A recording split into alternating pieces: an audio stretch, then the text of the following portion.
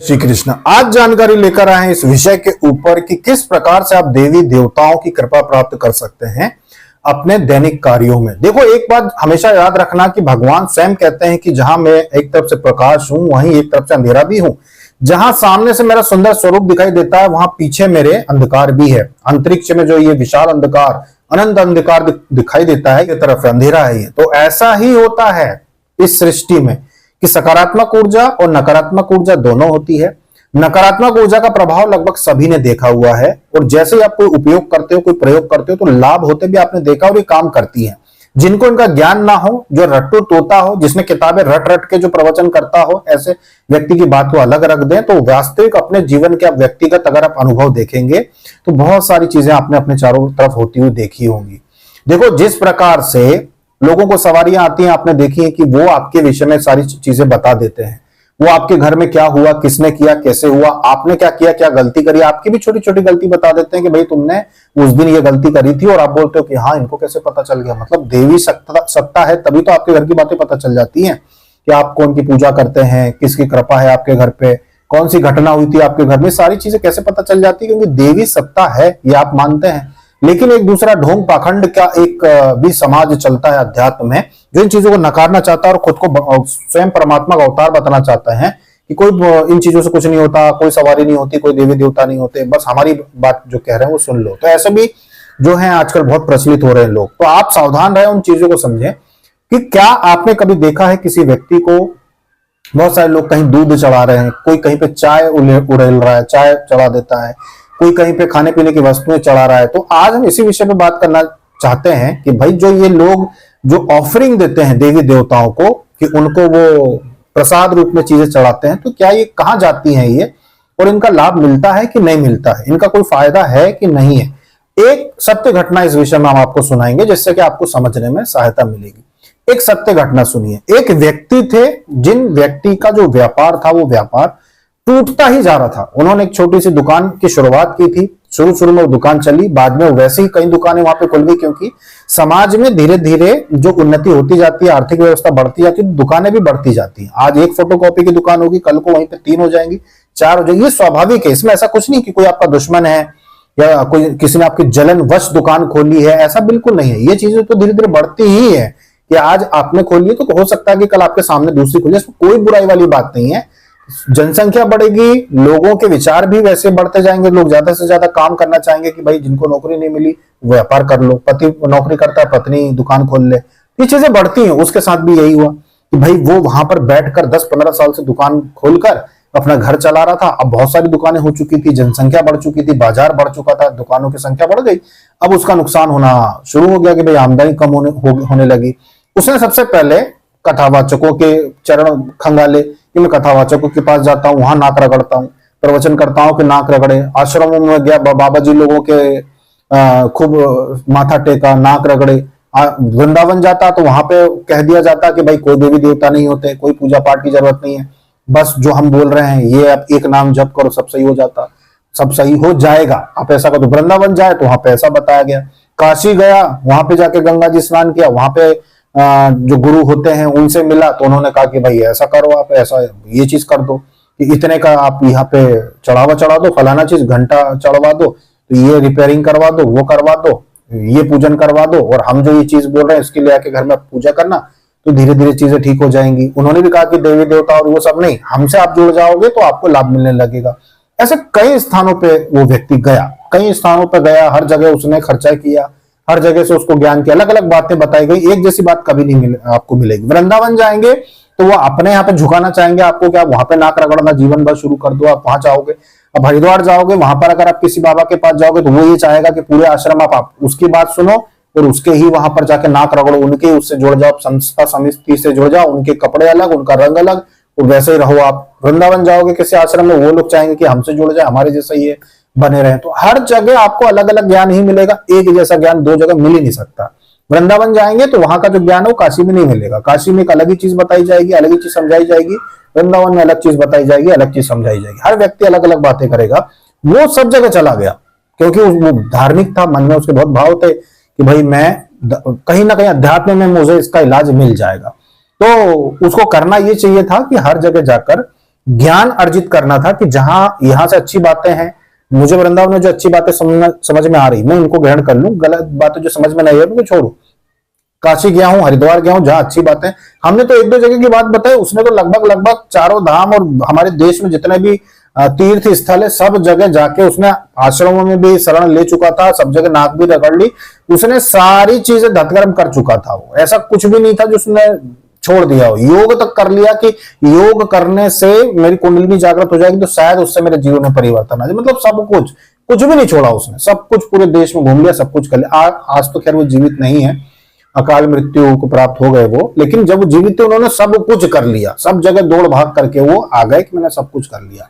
उसके बाद भी उसको उनको लाभ नहीं मिला, बहुत पैसा खर्च हो गया यात्राओं में, पत्नी को दुकान में, बच्चों को दुकान में छोड़ के कि आप लोग दुकान संभालो, 15-15 दिन जाना कहीं दूसरे शहर में जाके प्रवचन सुनना, कहीं व्यास जी जाना, कहीं दूसरी जगह जाना, कहीं दूसरी जगह जाना, बहुत जगह जाता, प्रवचन सुनता, और ज्ञान की बातें सब जगह से ग्रहण कर लेना चाहिए। जो ज्ञान की बातें आपको समझ में आएगी, हाँ भाई ये बात मैं जीवन में उतारूंगा, वो ग्रहण कर लेना चाहिए।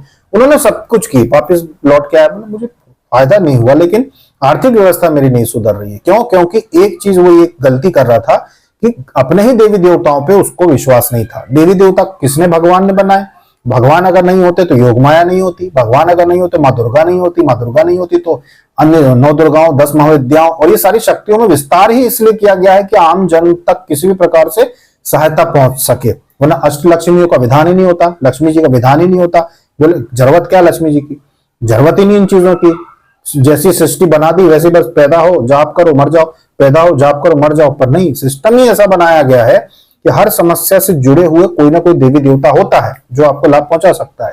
अब जब सब जगह घिसने के बाद वो वापस घर आ गया, तब उनको एक ऐसे गांव में वो गया, एक ऐसे व्यक्ति से वो मिला जो बैठक करते थे, जिनको सवारी आती थी, जिनको आध्यात्मिक किताबी ज्ञान नहीं था पर वास्तविक उनको ज्ञान था देवी देवताओं से संबंधित। पूरा जीवन उन्होंने ये देवी देवताओं की सेवा की थी, बैठकें की थी।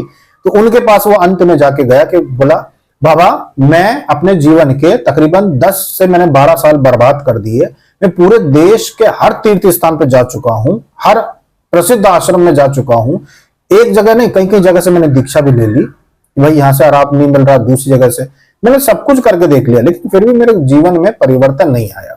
तब उन्होंने बताया कि भाई तुम पूरी दुनिया में घूम लिए, लेकिन जहां तक मैं देख पा रहा हूं तुम्हारे घर के देवी देवता की ही कृपा तुम्हारे ऊपर नहीं है। तुम्हारे घर में जो कुल देवी थी वो गांव में पूजाती थी, तुमने गांव छोड़ के शहर में आए, शहर में तुमने काम धंधा शुरू कर दिया, गांव में तुम्हारा कोई बचा नहीं है, घर में तुम्हारा गांव में ताला लगा हुआ, घर में कोई देव धाम में अष्टमी पूजा नवरात्रि में नारियल वगैरह प्रसाद भोग कुछ भी नहीं होता है। तुम तो पूरी तरीके से नास्तिक जैसे जी रहे हो। अपने घर के देवी देवता को छोड़ के बाहर के जो संत महात्मा पाखंडियों के चक्कर में तुम फंसे पड़े हो, इस वजह से तुम्हारा कुछ भी भला नहीं हो रहा है। तुम बहुत बड़ी गलती करो। सबसे पहले तो अपने घर का सुधार करो, अपने घर के देवी देवताओं को मानो, गांव जाओ, गांव में जाके अपने घर में पूरा साफ सफाई कराओ, लिपाई पुताई करवाओ। ग्रामीण घर तो आप जानते ही कैसे होते, मिट्टी के बने होते हैं, तो कोई खर्चा नहीं आता वहां पे, मिट्टी ही लाई जाती है और पोत दी जाती थी उस समय पे जब वो घर था। तो उन्होंने वही किया, घर का लिपा पोती सब करवा दी, सब कुछ बढ़िया घर में। फिर नियम बना लिया कि अब मैं नवरात्रि में जरूर आऊंगा, भले ही मैं 2 दिन के लिए आऊं, साफ सफाई करूंगा, भोग प्रसाद चढ़ाकर नारियल वगैरह फोड़कर तो फिर यहां से वापिस जाऊंगा, अब मैं मानूंगा घर के देवी देवता को। उन्होंने यही किया, उन्होंने वो चीज की, उन्होंने गांव जाके दशहरे पे जब भी मौका मिलता वहां जाके प्रसाद चढ़ाना शुरू किया। अपने शहर में उन्होंने यही प्रयोग करने शुरू किए। उनको ये पता चला कि भाई पीपल के वृक्ष पे मैं शहद मिला हुआ दूध चढ़ाऊंगा ब्रह्म मुहूर्त में, उन्होंने चढ़ाना शुरू कर दिया। उनको जीव जंतुओं का पता चला, ये जो आपने देखा ना लोग दूध चढ़ा देते हैं अपनी दुकान के सामने, दूध चढ़ा रहे हैं, सूर्य देव को चाय चढ़ा देते हैं, सड़क पे चौराहे पे चाय चढ़ा देते हैं शुरुआत में कि भाई हमारा दिन भर अच्छा व्यापार चढ़े। तो वास्तव में ये किसी न किसी देवी या देवता को आधार मान के हम आपको प्रसाद चढ़ा रहे हैं, आप हमारी सुरक्षा कीजिएगा और आप हमें लाभ पहुंचाइएगा, इस उद्देश्य से ये भोग चढ़ाते हैं। वास्तव में ये उनको ईष्ट नहीं मानते। ईष्ट तो सबके अलग होते हैं, किसी के शिव जी हैं, किसी के भगवान श्री कृष्ण है, किसी के कोई और है। तो इष्ट भगवान की भक्ति अलग चीज होती है, और ये छोटी छोटी ऑफरिंग्स जो होती है, भोग प्रसाद देना, ये अलग चीजों से इसका कोई दोष नहीं होता। आप अपने कुलदेवी कुल देवता के नाम का नारियल फोड़ते हो तो कोई वो आपके इष्ट थोड़ी हो गए, वो तो उनको प्रसन्न करने के लिए करते हो। तो ये चीजें उन्होंने भी शुरू कर दी कि भाई दुकान के सामने सुबह उठना और साफ सफाई करके जल के छींटे देके फिर भगवान सूर्य को जल चढ़ाना। उसके बाद जीव जंतुओं के रूप में कि भाई देवता को फिर वहां पे प्रसाद चढ़ा देना कि भाई अभी मैं चढ़ा रहा हूँ, बाद में जीव जंतु इनको खा लेंगे, कि भाई मैं अभी यहाँ पे जैसे कि मैंने चिरौंजी दाने चढ़ाए, बाद में चींटियां खा लेंगी, मैं ऐसी जगह पे चढ़ा देता हूँ। तो वो इस प्रकार के छोटे छोटे प्रयोग करने लगा कि भाई मैं भगवान सूर्य को जल चढ़ाता हूँ, मैं अपनी कुल देवी के नाम का दिया जलाता हूं, और मैं इसी प्रकार के छोटे छोटे प्रयोग करता हूं देवी देवताओं को प्रसन्न करने के लिए। और अपने इष्ट भगवान की तो मैंने दीक्षा, मंत्र दीक्षा ली ही है, उनका तो मैं जाप करता हूं, जैसा मेरा दैनिक भक्ति करने का नियम है, पूजा पाठ का, वो तो मैं करूंगा। पर ये छोटी छोटी चीजों का मैं ध्यान दूंगा, अब मैं किसी पाखंडी बाबा के आश्रम के चक्कर नहीं लगाऊंगा। जब उन्होंने ये चीज शुरू करी अपने जीवन में, अचानक से पुराने पुराने ग्राहक जो छोड़ चुके थे, उनको नई नई जगह भागते थे, वो लोग आना वापस शुरू हो गए। पुराने पुराने जो उनको शुरुआत से जानते थे कि भैया ये भैया की दुकान है, जो भैया भैया कहती थी, अपने घर शादी ब्याह में बुलाती थी इनको, जो संबंध बन गए थे कि भाई इतनी सारी बहनें हमारी दुकान पे आती हैं, हमको भाई मानती हैं, हम इनके बच्चों को जानते हैं, इनके बेटियों को जानते हैं, शादी विवाह की सामग्री कपड़े हमारे यहाँ से खरीदते हैं, तो जान पहचान जो थी वो उन लोग वापस आना शुरू होगा अचानक से। अभी ये इनके दिमाग को ये बात समझ में आई कि देखो इतने वर्षों से मैं भटक रहा था, लोग कटते गए, मेरी दुकान की बिक्री कम होने लगी। लोग पैसे को देख के कि भाई कोई 50 रुपए कम में दे रहा है और मेरा अगर उनको महंगा लग रहा है तो वो मुझे छोड़ के दूसरे के पास जाने लगे। लेकिन आज वही लोग वापस मेरी दुकान पे आना शुरू हो गए हैं और अब कह रहे हैं कि भैया हम 50 रुपए देख के दूसरी की दुकान पे चले जाते थे, पर उनके कपड़े तो इतने बेकार हैं कि जिसको भी हम उपहार में दे दें कपड़े, वो यही बोलते हैं कि इतने खराब कपड़े क्यों देते हो। और आपके यहाँ कपड़े भले 50 रुपए हम ज्यादा देते हैं, पर आपके यहाँ के कपड़े खराब नहीं निकलते। तो आज ये लोग खुद आके मुझे ये चीजें बता रहे हैं। मतलब लोगों के ऊपर नकारात्मक चीजों का जो प्रभाव होता है, कि नजर दोष लग गया आपको, या कोई नकारात्मक क्रिया किसी ने की हुई है, किसी भी प्रकार के दोष अगर तकलीफ दे रहे हैं, तो वो लोगों की सोच बदल देंगे। लोग आपकी दुकान पे नहीं आएंगे, लोग दूर से ही आपकी दुकान से उनको उच्चाटन हो जाएगा तो दूर से भाग जाएंगे। तो उनके साथ ये होने लगा। अब सब आने लगे उनकी दुकान पे वापस, पुराने पुराने लोग आने लगे। दूसरे शहर से जो रिश्तेदार आते उनके शहर में, दूसरे रिश्तेदारों के यहाँ, हर व्यक्ति का होता है ना कि भाई मेरा कोई रिश्तेदार यहाँ पे आया है और मेरे और भी रिश्तेदार यहाँ पे, तो उनके घर आते तो इनके यहाँ भी उठने बैठने आने लगे। जो इनके यहाँ नहीं आते थे वो ढूंढ ढूंढ के आने लगे कि भैया अभी आप कहाँ रहते हो, आपकी दुकान तो हमको ये पता थी तो हम आ गए दुकान तक, अब घर कहाँ है आपका, ये कहाँ है, वो कहाँ है। मतलब व्यवहार अपने आप उनके सबसे अच्छे होने लगे, लोग ढूंढ ढूंढ के उनको आने लगे। तब उनको ये बात समझ में आई कि बात अब मेरे समझ में आ गई कि मैं क्या ढूंढ रहा था, लाभ दुनिया में ढूंढ रहा था कि आश्रमों के चक्कर लगाऊंगा तो मेरे को लाभ मिलने लगेगा, लोगों के सामने नाक घिसने लगा था मैं, इतने बाबाओं के चक्कर में पड़ गया मैं, तो मुझे लाभ मिल जाएगा, लेकिन मुझे नहीं मिला। आखिरकार मुझे समझ में आ गया कि हम श्रद्धा से किसी भी देवी देवता को जो भी भोग देते हैं, वो उस चीज से प्रसन्न होते हैं कि चलो भाई ठीक है, मेरे नाम, उनको भोग चाहिए नहीं, आपने उनके नाम पे दिया भोग, तो वो किसको मिला, जीव जंतुओं को। तो आप देखें, अगर भौतिक नजरों से, अपनी दृष्टि से देखें, तो आप एक प्रकार से सोशल वर्क कर रहे हैं। क्या कहते हैं पढ़े लिखे देश में लोग, यही कहते हैं ना कि सोशल वर्क करो, जीव जंतुओं की, एनिमल की जो है वो उनके लिए अच्छा करो, उनकी सहायता करो। तो हम वही सोचकर तो भगवान का नाम लेकर कर रहे हैं, हम देवी देवता के नाम पे सोशल वर्क की तो कर रहे हैं कि हमने भगवान को ये कहा कि आप ये प्रसाद ग्रहण करें और चींटियों के लिए दे दिया। हमने दाने रखते हैं, ज्वार बाजरा और छोटे छोटे जो अनाज हम वो भगवान के नाम पर हम चढ़ाते हैं कि हम पंछी खा लेंगे, चावल के दाने डालते हैं कि पंछी खा लेंगे।